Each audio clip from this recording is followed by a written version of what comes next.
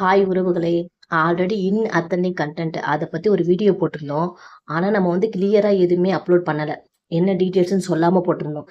இப்போ பாருங்க, அத்தன்டிக் கன்டென்ட்னா என்ன? அப்படின்னு சொல்லிட்டு ஃபர்ஸ்ட் டெஃபினிஷன் குடுத்துருக்காங்க பாருங்க. அந்த கன்டென்ட் நம்ம கிரியேட் பண்ணாத கன்டென்ட்டா இருக்கலாம். இல்லன்னா வேல்யூ ஆட் இல்லாத கன்டென்ட். இப்ப நம்ம ஏஐ கன்டென்ட் போட்டோம் இல்லையா? அதுல ஒரே மாதிரி நெறைய ஸ்டோரீஸ் ரிப்பீட்டடா போட்டது, மத்தவங்களோட கன்டென்ட் எடுத்து போட்டது, அந்த கன்டென்ட் எடுத்து நம்ம கொஞ்சம் மாத்தி பண்ணணும். அப்ப அது கன்டென்ட் இன்ஆத்தென்டிக் கன்டென்ட் கிடையாதுன்னு நம்ம வச்சு போட்டோம் இல்லையா? அது எல்லாமே இன்ஆத்தென்டிக் தான். ரைட். செகண்ட் பாத்தீங்கன்னா, டைப்ஸ் ஆஃப் இன்ஆத்தென்டிக் கன்டென்ட்.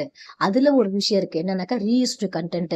மத்தவங்களோட வீடியோஸ் எடுத்து அப்படியே நம்ம அப்லோட் பண்ணுவோம். மூவி கிளிப்ஸா இருக்கட்டும், சீரியல் சீன்ஸா இருக்கட்டும், ஒரு எடிட்டிங் இல்லாம அப்படியே அப்படியே அப்லோட் பண்ணும்போது அது ரீயூஸ்டு கண்டென்ட்டா வந்துரும்.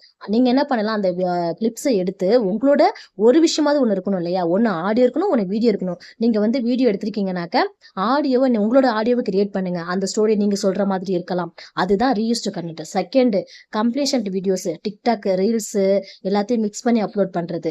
லோ எஃபர்ட் கண்டென்ட், இமேஜ் மட்டும் ஸ்லைட் ஷோ வச்சு டெக்ஸ்ட் ஸ்கிரீனை போட்டு மட்டும் பண்றது. AI generate content, AI voice மட்டும் எந்த எக்ஸ்பிளனேஷன் இல்லாம இருக்கிறது.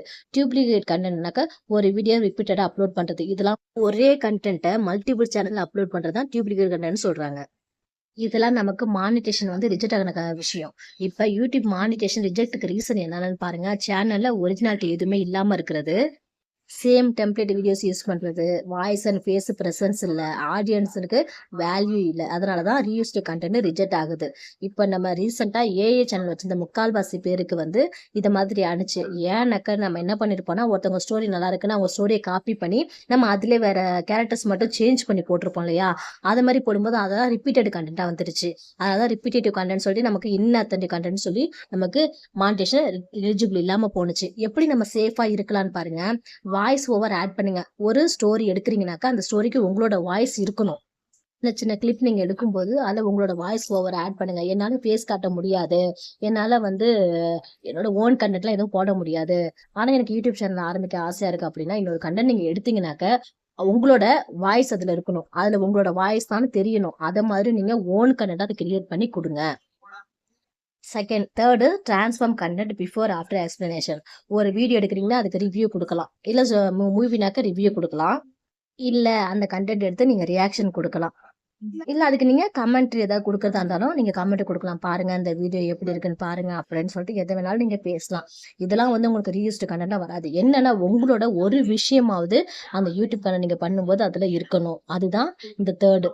அடுத்தது ஃபோர்த்து பாத்தீங்கன்னா எடிட்டிங் கண்டிப்பா இருக்கணும். நீங்க எடிட் பண்ணும்போது அதுல கட் பண்றது, ஜூம் பண்றது, ஏதாவது நீங்களே அதுக்கு ஒரு சப்டைட்டில் கிரியேட் பண்றது, பேக்ரவுண்ட் மியூசிக் நீங்க ஆட் பண்றது.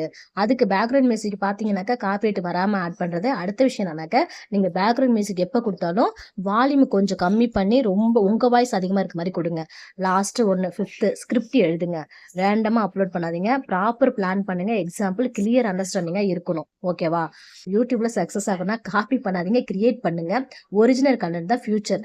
என்னோட வீடியோ உங்களுக்கு பிடிச்சிச்சுன்னா லைக் பண்ணுங்க, கமெண்ட் பண்ணுங்க, சப்ஸ்கிரைப் பண்ணுங்க. ப்ளீஸ் தயவு செஞ்சு இதுக்கப்புறம் ஏஐ கண்டென்ட் போறவங்க இருந்தாலும் உங்களோட நீங்களே ஸ்டோரி கிரியேட் பண்ணுங்க. உங்களோட ஓன் ஆடியோ இல்ல வேற ஏதாவது ஓனா இருக்கிற மாதிரி ஃபிக்ஸ் பண்ணுங்க. என்னால எப்படி சொல்றது, ஒரிஜினல் கண்டென்ட் போட முடியாதுன்னு நினைக்கிறவங்க ஏஐ பண்ணாலும் நீங்க ஓனா ஏதாவது ஒண்ணு அதுல கிரியேட் பண்ணுங்க.